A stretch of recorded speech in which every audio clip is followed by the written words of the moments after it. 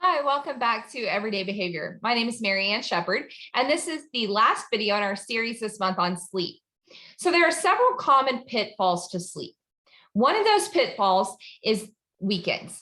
And we talked about that in some of our other videos, but you really want to make sure that you're consistent on the weekends with sleep. And so whether that's just setting up, instead of sleeping in, setting up another relaxing activity that you can do every Saturday or Sunday morning, maybe coffee outside or, a special breakfast or something like that, that you can get up at the regular time, but still have some kind of relaxation built in or a downtime. So maybe you want to sleep until 9 or 10 o'clock on the weekends, and that would be your preference.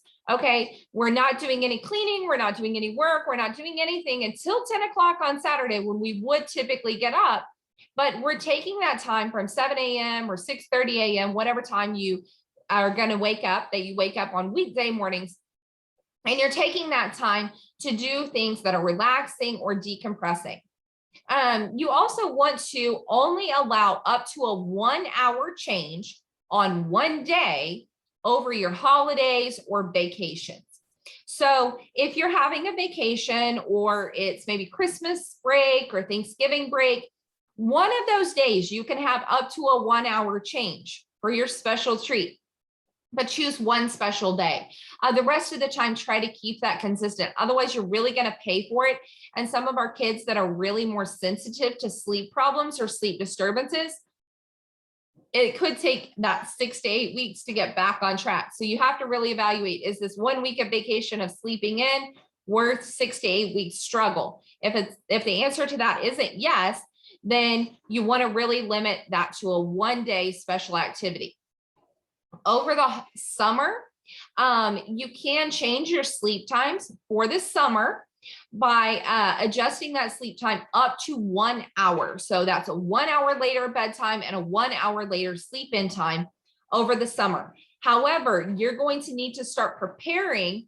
Just like for the time change, you plan ahead for the time change by changing 15 minutes per day leading up to the time change. You're going to need to start planning for that change in sleep routine for about 15 minutes, maybe every week for the 4 weeks prior to school starting, or, really adjusting that in the 2 weeks prior to school starting.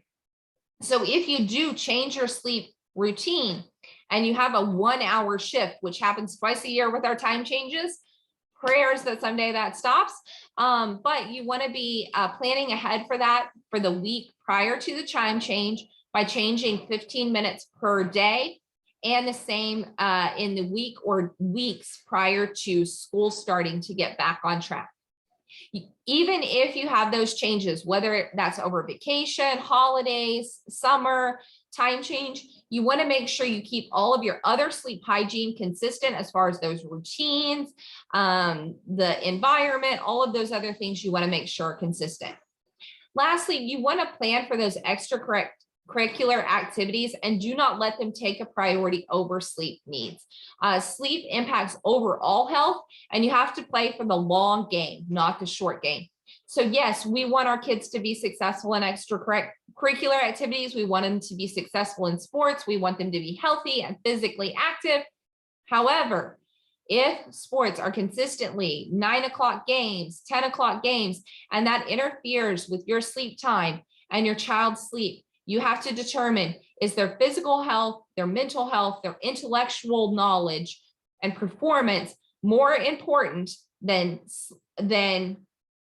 extracurricular?